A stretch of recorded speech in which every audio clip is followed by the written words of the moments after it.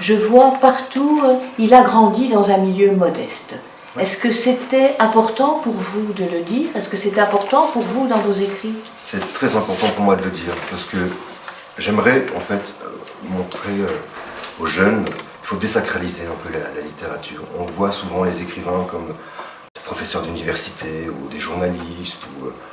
Non, l'écrivain peut être partout. Mes parents étaient ouvriers, tous les deux, il n'y avait pas de livre à la maison.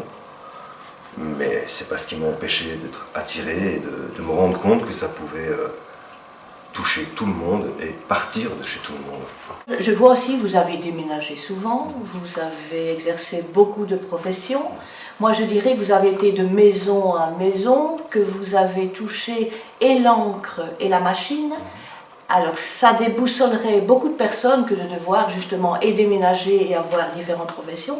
Est-ce que vous, au contraire, ça vous a enrichi? Oui, ça a été, pour finir, une force. Au début, non. Dans l'enfance, c'était plus quand même malgré tout une souffrance, un déracinement à chaque fois.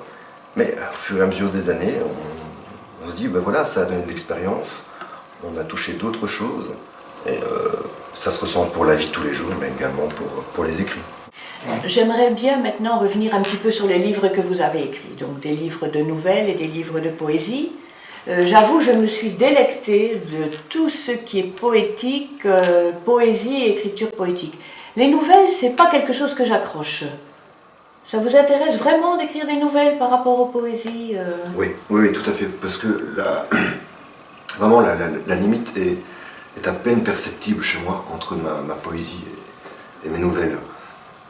C'est la même démarche. Le lecteur, je pense, est même frustré avec mes nouvelles actuelles, parce qu'il n'y a pas vraiment de début, il n'y a pas vraiment de fin. C'est vraiment un moment, un clin d'œil. Comme je dis, souvent, pour écrire mes nouvelles, je prends l'image de quelqu'un qui rentre par la porte de devant, qui jette juste un coup d'œil dans le living, et puis qui passe par la porte de derrière. C'est tout. Ce qui s'est passé avant, ce qui se passera après, on s'en fout, à la rigueur. On s'en fout. En fait, j'ai menti. C'est vrai que je n'accroche pas aux nouvelles en général, mais les vôtres, je les ai aimées. Et pour moi, c'est vrai ce que vous dites, je ne vois pas de différence presque entre votre poésie et les nouvelles. Et vous avez dit que maintenant, que celle que vous écriviez était totalement différente, pas de chute obligatoire, un moment de vie. Oui. Racontez-nous un peu une de vos nouvelles, ça va intéresser les téléspectateurs. Une des dernières que j'ai écrites, L'image n'est pas le son. On pourrait se dire qu'il y a plusieurs histoires dans une histoire et où je n'élucide rien du tout. Donc ça commence, en fait, c'est une dame âgée qui a chuté chez elle et son fils, elle, décide que voilà, il est temps maintenant, elle va rentrer en maison de repos. Donc on vide la maison, on fait les cartons et la mère invite le fils à venir débarrasser les cartons avec elle. Dans un des cartons, c'est les affaires du père. Et elle dit, moi, j'ai plus rien à faire avec ça, je les ai gardés jusque maintenant, mais j'ai un changement dans ma vie maintenant. Donc moi, il vit encore, le père? On ne sait pas. Est-ce qu'il a disparu? Est-ce qu'il est mort? Il est parti avec une autre femme? On ne sait pas. On n'en parle pas. On n'en parle pas. On n'en parle pas plus. J'essaie vraiment de garder cette ambiance. Voilà. Les cartons sont là avec les donc affaires on s'en fout, le père, ça n'a pas d'importance. Si, ça a une importance énorme. Mais c'est pas pour ça que je dois l'expliquer. D'accord. Donc les Juste gens mettre l'ambiance. Vont accrocher ou vont pas accrocher. Voilà, c'est l'un d'autre, accroche. Et là, il prend des cartons pour aller dans sa voiture, pour mettre les cartons pour aller faire un trajet jusqu'au home. Et là, il y a un couple de jeunes qui arrivent et qui disent « Ah, monsieur, vous déménagez, j'ai peut-être des choses intéressantes pour nous, désolé, mais on a déjà donné tout ce qui était encore utilisable. » Et voilà, et là, il se souvient de comment il a emménagé, comment il a meublé son appartement avec sa femme la première fois. En fait, là, on commence une autre partie de l'histoire. Alors, une série de flashbacks voilà, qui s'imbriquent les uns dans les autres. Voilà. Et donc ici, donc, ce souvenir qu'il a avec son épouse, c'est qu'il se baladait en rue et qu'ils ont vu un panneau, tout doit disparaître.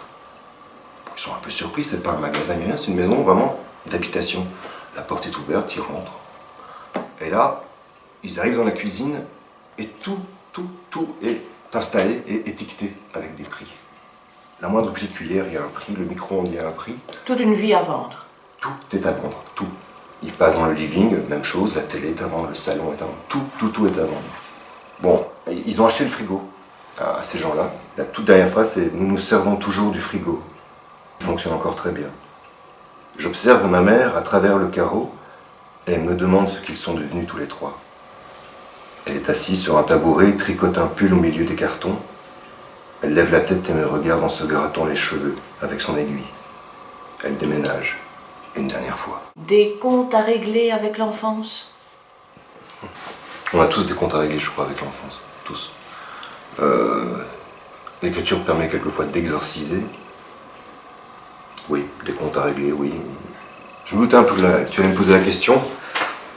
Par rapport à cette autobiographie dans l'œuvre, je vais te dire que tous mes textes sont autobiographiques et aucun ne l'est. Aucun ne l'est vraiment. Ce n'est que des passages de ma vie que j'ai mis en fiction. La clé de la maison. La clé que j'ai reçue pour mes 11 ans, la clé qu'il ne fallait pas perdre, la clé qui devait pendre au crochet, la clé que j'ai bien cru avoir perdue, la clé que les locataires m'empruntaient, la clé qui m'accompagnait jusque l'internat, la clé de leur maison, la clé qui ne demandait qu'à s'échapper, la clé salvatrice de mes nuits d'ivresse, la clé dont je ne voulais plus entendre parler, la clé qui n'entre plus dans la serrure, la clé que je n'ai jamais perdue, la clé qui ne pend plus, la clé sans maison.